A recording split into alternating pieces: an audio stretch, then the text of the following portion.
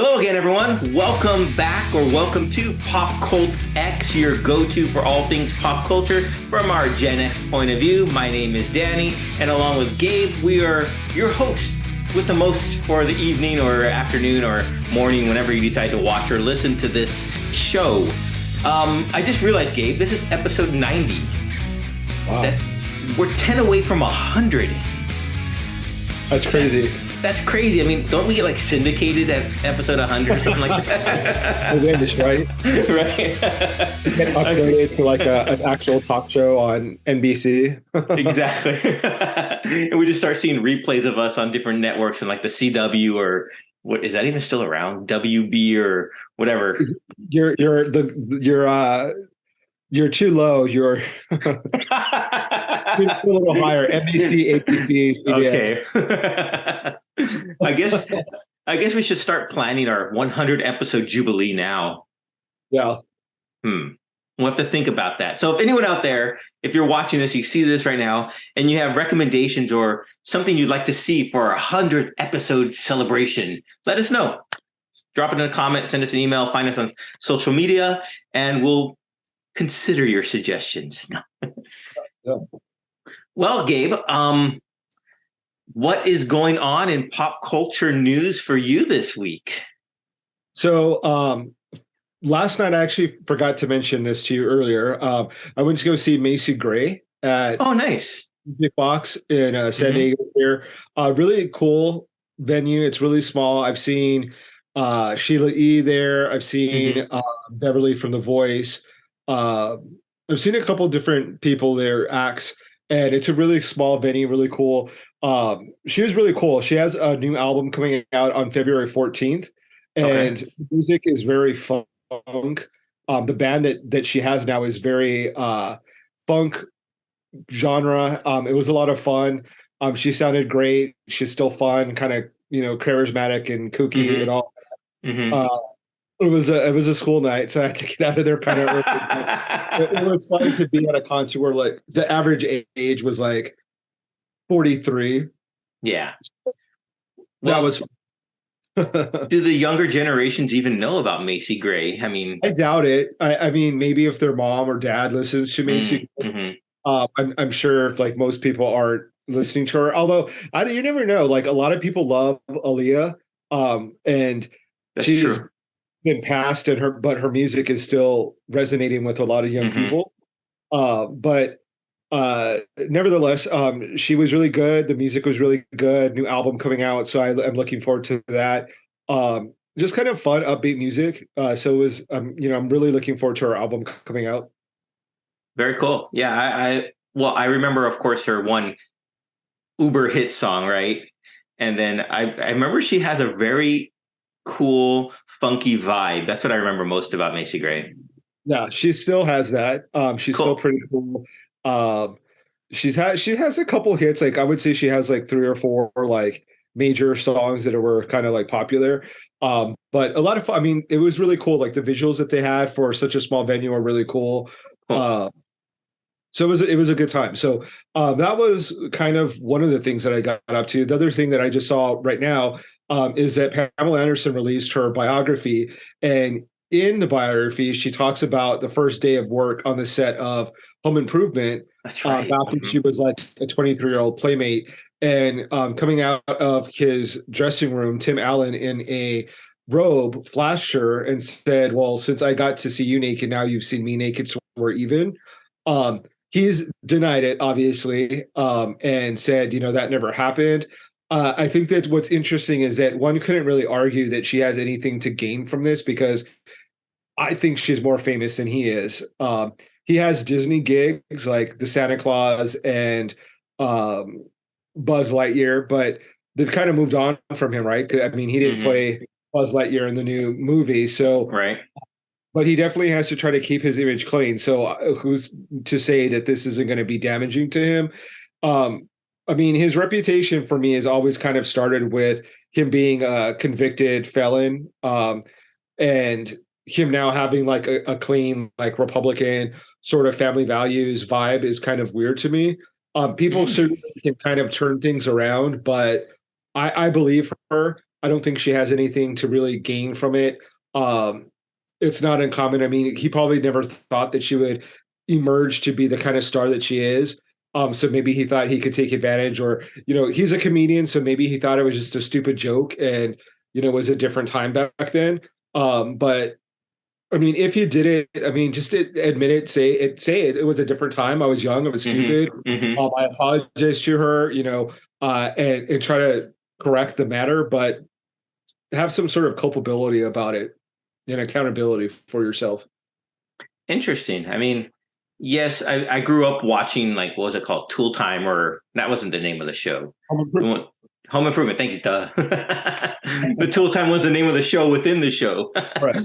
I mean, and I knew he was a comedian. I mean, he becomes like one of those TV dads, right? Kind of like Bob Saget.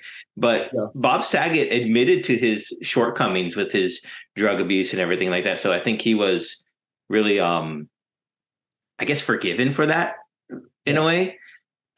So yeah, I don't know where this stands in allegation wise. I mean, this is right now, hearing it from you is the first time I've heard of it. So you broke the news to me, but I'm not going to defend Tim Allen. I mean, each person is his own, and he is a comedian, and I'm sure he's done stupid stuff, and if he done it, admit it, move on. Yeah.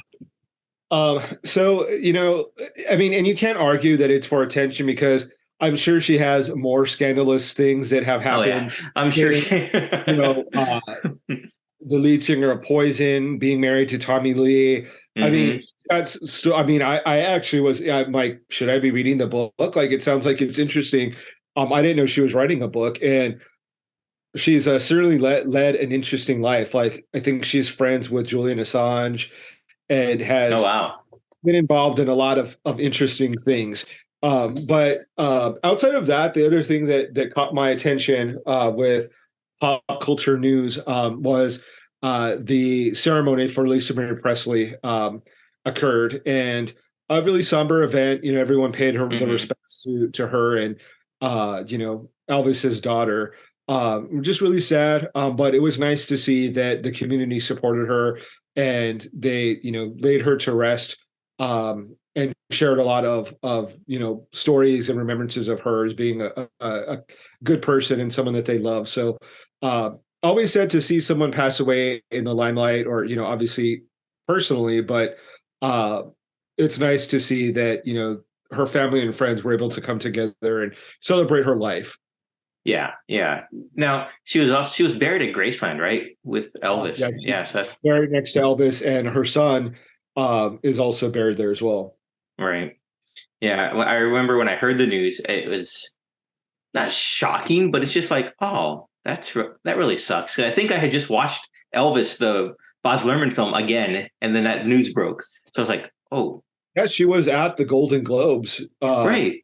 With her mom. And so, yeah, I think it was shocking for a lot of people to see someone, attending an award show, and then, the next, couple few days or even gone, to be gone. But yeah, sad, but, nice to see that her friends and family had that moment to be able to celebrate her life.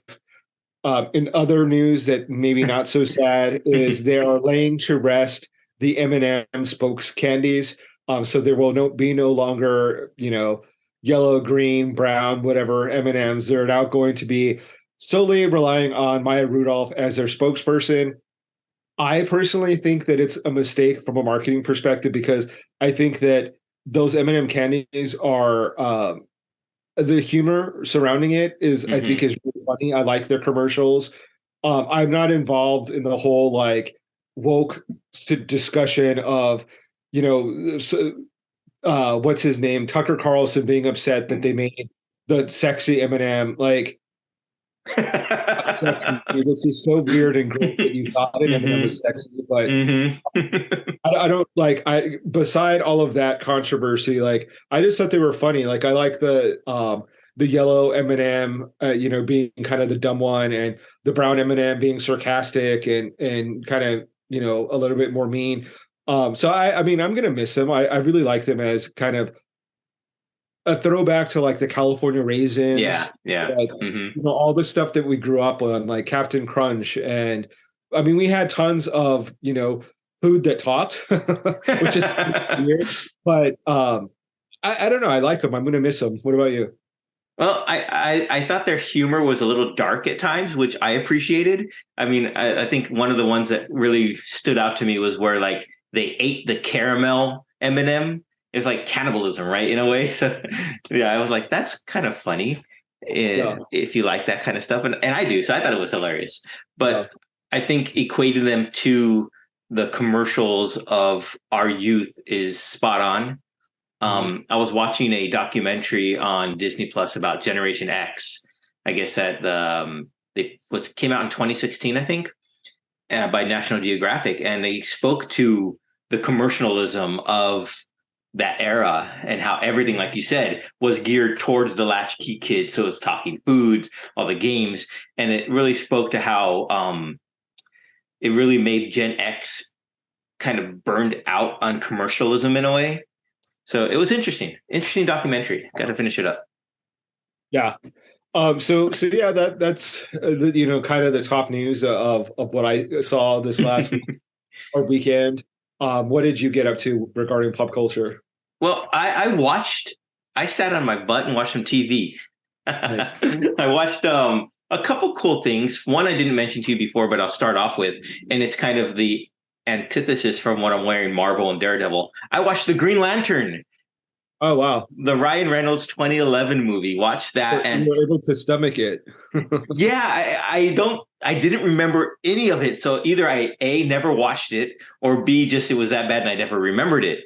But watching it, and it was the thing that stood out to me the most was how young all of them looked, from Ryan Reynolds, Taika Waititi, Peter Skarsgård. Well, he looked a little older in the movie because Tim Robbins, Blake Lively, and it was like, wow, there was a lot of people in this movie that were, are star powers now. Why didn't it do better?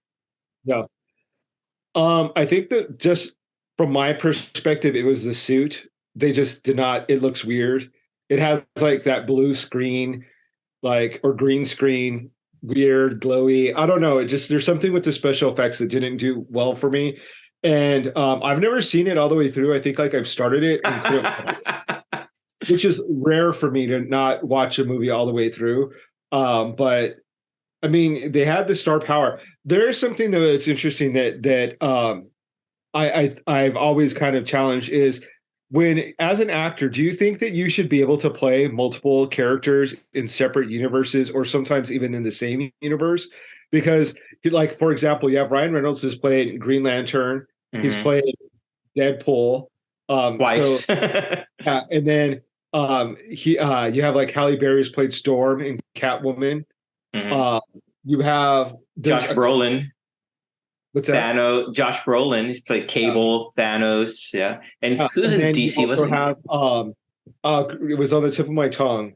Um, Michael Keaton, Batman, Vulture, yeah, Michael Keaton. Oh, the guy that is Captain America. Chris Evans, Chris Evans was Fantastic Four. in Fantastic 4. Mm-hmm. So like, is there just a shortage of actors? Like, why do they get to play so many superheroes? I would be upset if I was another actor. Like, I'm available. Like, come on, Mm-hmm. I can play the Human Torch, or Yeah. Yeah. I always It laugh just about weird to that. me that, like they get cast in the same, superhero movies, and like I still remember them as the other character. I think that the secret to getting cast in a superhero movie is you have to change your name to Chris. Yeah, that's true. Right? So do that, you're in. Yeah. I don't think we've talked about the star of Hawkeye, the show that you liked. Oh yeah, yeah. He's I've involved in a really horrible accident. right in the snowplow. I guess he was plowing his neighbor's driveway or something like that with the snowcat plow, and it somehow ran him over or something. I'm not sure how, if it's like a lawnmower type thing that you push or what, but it was pretty horrific. And I guess he ended up in ICU for a few days, and he's doing better now. I follow him on Instagram and Twitter and see his posts of his rehab now. So now they're working on him, but that was yeah, pretty scary. I like Jeremy Renner a lot. Yeah. It's crazy because he has another new show that just came out, I think. Well, it's been out a couple seasons. I think it's the mayor of Yeah, yeah. where he plays the mayor. I don't even remember the name. It's on like Paramount Network, I think. I haven't Yeah, seen it, the mayor of but like such and such. yeah, the mayor of such and such, exactly. But it's supposed to be pretty good. I mean, I'm a big fan of his movies, not just from Hawkeye, but from like the movie Tag was fun. And I saw he also broke his arm doing a stunt in the movie Tag. I guess he was on top of like a stack of like 20 chairs that he has to go forward and jump off and just walk out. First take goes and he crashes, breaks his arm or his leg, one of the two. I think it was his arm. And then he does another take and nails it and then goes to the hospital. Well, maybe he's not meant to do stunts or maybe. or snowplow, yeah. well, well, anyway. We wish you well, Jeremy Renner. Yeah, get well soon. Yeah, for sure. What other movies did you catch this week? I watched 2 other movies. Both are new and both were really fun to me. So first one was a movie called Violent Night, which is a Christmas movie, but I watched it in January and it is a lot of fun. It stars David Harbour as Santa, John Leguizamo as Scrooge, Beverly D'Angelo as like the matriarch of the third family that's involved with it. And it's just a lot of fun. And yes, as the name implies, it is very violent for violence sake, I think, but it's really fun. There's one scene where I guess a little girl is hiding, so she does like a Home Alone type of thing, and she talks about it there. So I'm not giving anything away. I won't tell you what happens, but it made me gasp. It was so cool. I enjoyed it.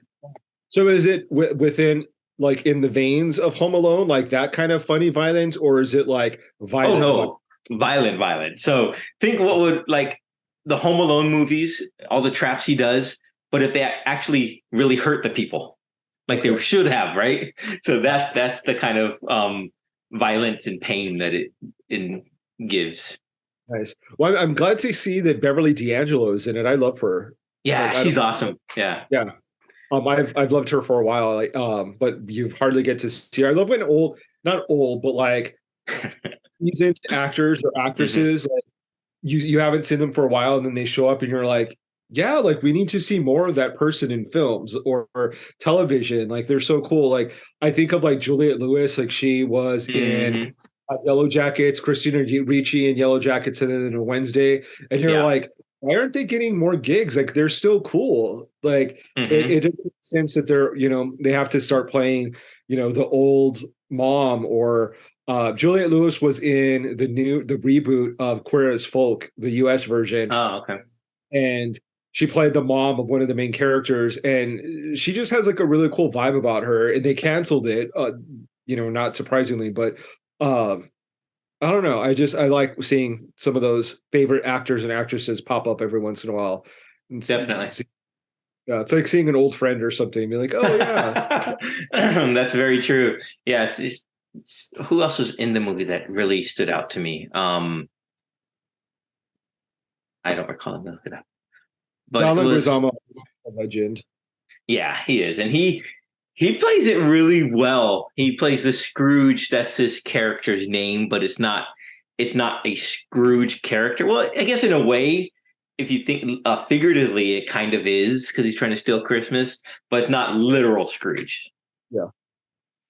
But yeah, watch that. It's very fun. I'm trying to get the writer, name is Pat Casey, onto the show. And we're working on timing of that. So hopefully, fingers crossed, we'll have him on here because I have a lot of questions for him about the script. Yeah, very cool. I also watched, now don't laugh, Puss in Boots, The Last Wish, which you might think was geared towards kids, which of course it is. It's in the universe of, the Shrek world and everything else like that. But it stars, of course, Antonio Banderas, Salma Hayek. Then it also has a lot of other star power in there. So there's like Florence Pugh does a voice, Harvey Guillen does a voice, Olivia Colman's in it, John Mulaney, and it's really fun. I really enjoyed it. I was surprised. I wasn't expecting much from it, but the animation was top notch. It was just really, really well done. like the fight sequences and the chase sequences had more of like the Into the Spider-Verse type of feel to it. So it wasn't just a typical Shrek animation that you would expect. So yeah, go watch that. It was really good. Hayek in the other movies, or did they introduce her in this one? No, she's been in some of the other Puss in Boot movies. Okay, cool.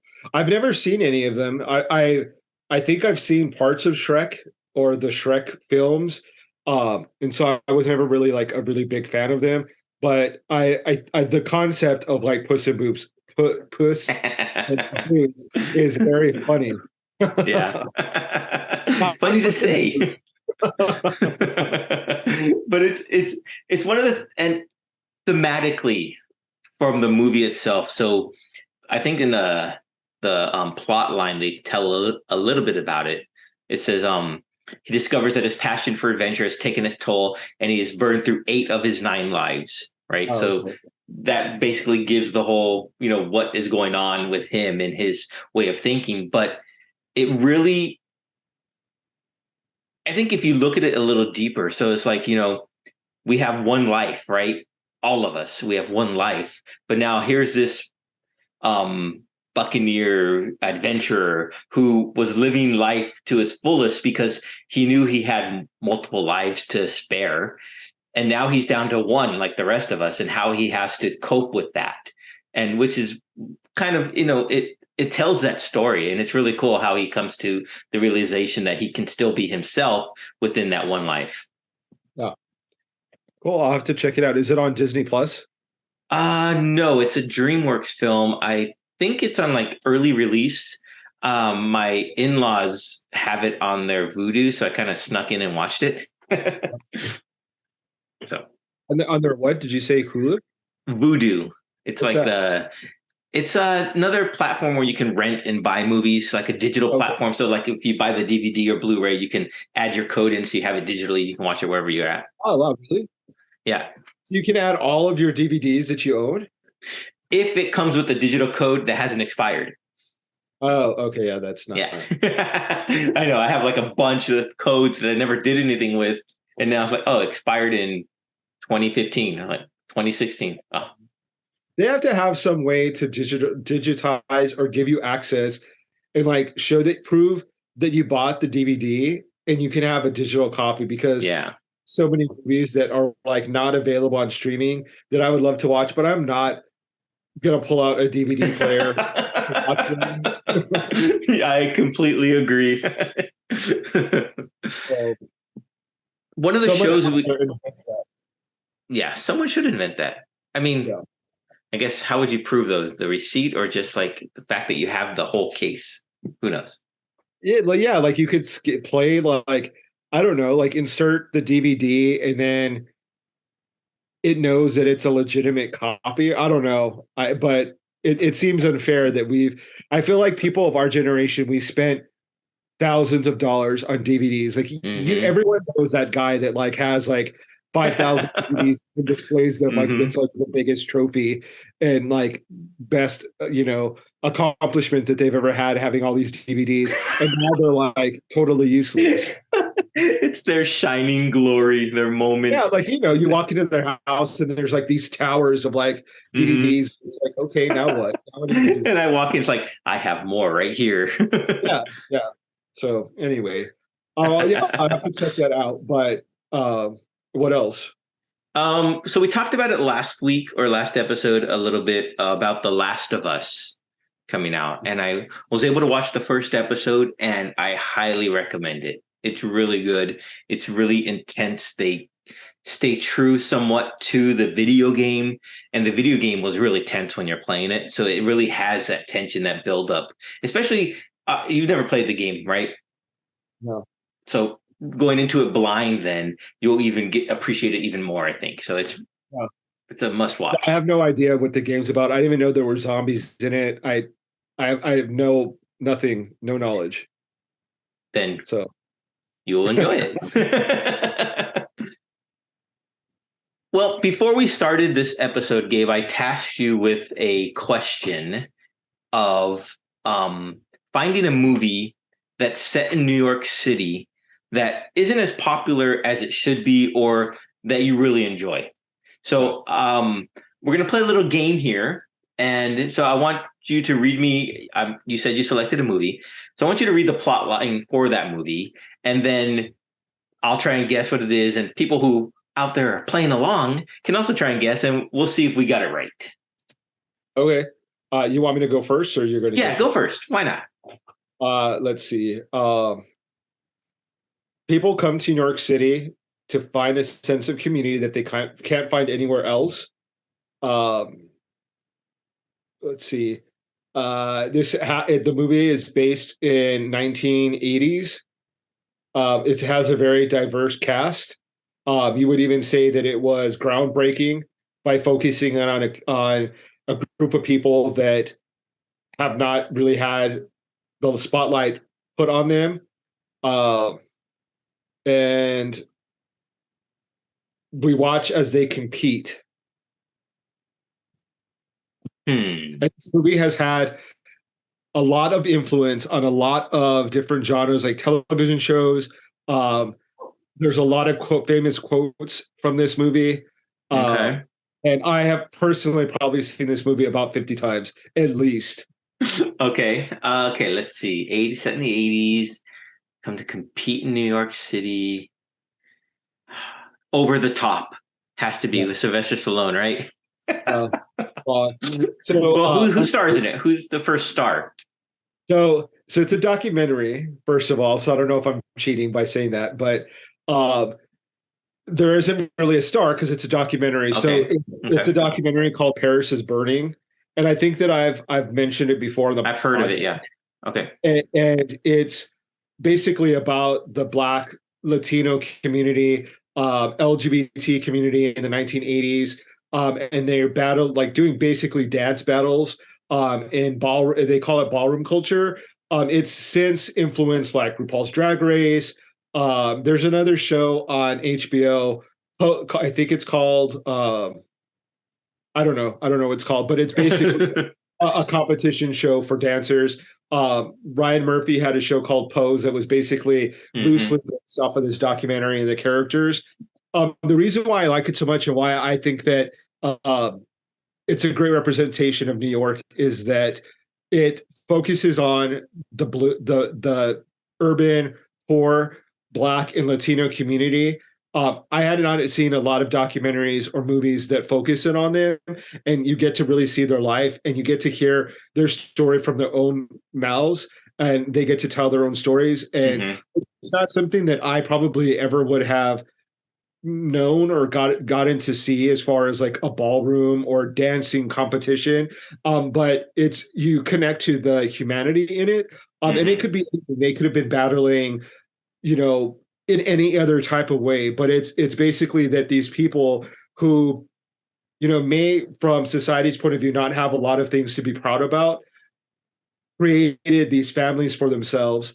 Each of these groups have like a family name, like the House of Laurent or the House of Versace, etc. And it talks about family and community and things like that. So I've always really liked it because I think that it's cool to see that people can have a chosen family, that you can go to New York and find your family and live out your dreams. So I love it. If people haven't seen it, definitely see it. So many famous quotes from it. It's really a fun movie to watch. It will make you laugh out loud. It'll make you sad. There is one person in particular that story is very sad, but their legacy has lived on even till today. So really interesting movie. Definitely should check it out for anyone that hasn't seen it. Paris is Burning. Cool. Yeah. I will make sure to watch that. Yeah, I haven't seen it. I've heard of it, but I haven't seen it. Yeah. All right, what's yours? Okay, well, now I don't want to give mine anymore because yours is much cooler. Okay, so this is it's a movie. Let me read it. A chance encounter between a down and out music business executive and a young singer-songwriter new to Manhattan turns into a promising collaboration between the two talents. Is it Glitter? Mariah Carey. Close. No. The stars are Adam Levine, Mark Ruffalo, and Keira Knightley. I've literally never even heard of an Adam Levine movie. Okay, well he plays a musician. So wow, far-fetched there, right? It's called Begin Again. It's a Mark Ruffalo plays a drunken alcoholic music executive, right? Who's kind of down on his luck and he stumbles into a bar and hears Keira Knightley doing a singer-songwriter type of performance that she was dragged to there by a friend. And why I like it so much is that they form a friendship and they decide to record an album, but the album they record is not done in a studio. It's done on the streets and subways and lakes of New York City. Oh, wow. So it's like a guerrilla type thing, where you get in there, record, and get out before you get caught. And it's just, it's just the power of feeling the ambience of New York City and hearing the sounds of it. So I thought it was really cool. I mean, I enjoyed it a lot. If you haven't seen it, which sounds like you haven't, go watch it. It's streaming probably anywhere you can get streaming stuff. I don't know, but it's really good. I really enjoy it. Mark Ruffalo is probably my favorite actor in the Marvel MCU, the MCU. I just think he's a great actor. I think that it's fortunate that he plays the Hulk, because part of the time that he's on screen, he's a CGI character. He's such a good actor. He's had so many good roles. Yeah. I was watching 54 the other day, and he plays like a small character in it. And I'm like he was way too talented to be he was a better actor than the main actor in it, Ryan Phillippe. And so yeah, I'll have to definitely check it out because it sounds really interesting. I'm not a huge Adam Levine fan, but I do like Keira Knightley. Mark Ruffalo is one of my favorite actors. Yeah, they're the two main characters. Adam Levine plays the ex-boyfriend of Keira Knightley, so he's kind of off to the sides. I mean, he's a role, but he's not a major role. So if that was going to hold you back, don't let it. Yeah, no, I definitely will check it out. Yeah, so there we go. We stumped each other. Hopefully, everyone out there, you got it right. Yeah. Yeah, but that's about all I have. Yeah. I think that the other thing that I was going to bring up that I forgot, we'll just quickly discuss this because it is kind of, I would say, shocking news, is Alec Baldwin is being. Yeah. I don't really know. I haven't been watching. My dad actually brought it up to me and was kind of telling me the nuances of the issue, or what's going on. Not knowing anything, I don't understand how the actor could be responsible for a prop going off and having real life ammunition and killing someone. Wouldn't that be someone else's responsibility? Like I said, I don't know any of the facts regarding it. So, but that's the part that I'm shocked is as an actor, how would you even know anything about fake ammunition, real ammunition, loaded, unloaded? It sounds like a lot of responsibility for an actor, but I guess we'll find out soon, more details. Let me put on my intellectual glasses here for a moment. Yeah, it's a crazy circumstance, and a tragic one, of course. I know he's being charged with involuntary manslaughter. So I don't like you. I don't really know the specifics around that, but the only thing that I could imagine is that, and I'll say this with not a grain of salt, but the fact that there was so much misinformation coming out when it first happened, right? And the one thing that really I heard a lot was that it wasn't during a take. It was during in between takes. So he kind of pointed and shot it, right? So that's the only thing that I could see would be his downfall, was that why would you point it at someone when you're not doing the take, right? So that would be the only thing. I would imagine because it's a fake gun. Well, it was a real gun, and he was expecting it not to be loaded with blanks. But yeah, I don't know why with technology are they're not fake guns. That's the thing. They're prop guns now, where they simulate the sound in post, which is what hopefully her tragic death, the cinematographer's tragic death, will lead to a change where now no live ammunition will be allowed on movie sets. So if anything good comes of it. That's like wild to me that real guns and real bullets would even be on a set. Like I would, as an actor, I would be like, "You're not going to point that at me, then." Like, I completely agree. Pro, like, that to me is crazy. How he died. Like, we're playing pretend. Like this is all pretend, guys. It was a real gun. Don't point it at me. Like, I mean, I'm not trying to make light of the situation, but it's crazy to me that a real gun would be on set. Yeah, and no, I agree. How would the actors know? Like, how would you know that that's a real gun? I mean, I'm not an actor, so I don't know. Maybe that's a wildly known fact that when you're on set, they have real life weapons. But that's crazy to me. Yeah, it's crazy, tragic. I'm a really big fan of Alec Baldwin, so I really hope that, like, I don't know what the consequence of what this is going to be for him, but I know he's like, I hate when they do that, when they say like, oh, he's a great guy, he has he's a family of like 8, like, and then you're like balancing it off with like the woman who lost her life. So I don't want to do that. Right. But I am a really big fan of his. So it's whatever the consequences that people decide, in law will happen, but just really unfortunate that everyone is involved in that situation. Like, it's just crazy. Yeah, but hopefully it brings on change. Exactly, that will never happen again.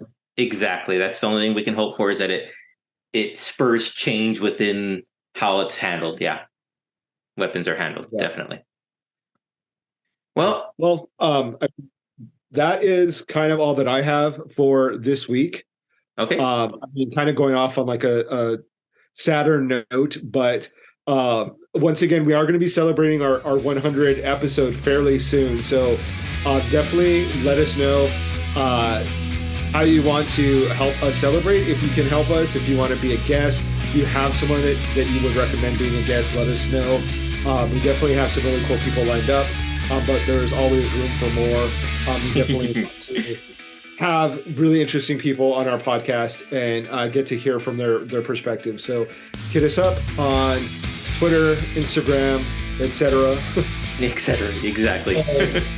Stay safe, everyone. Thank you for watching us. Please like, subscribe, do all of that stuff, and we'll see you next week. Bye, everyone. Yep.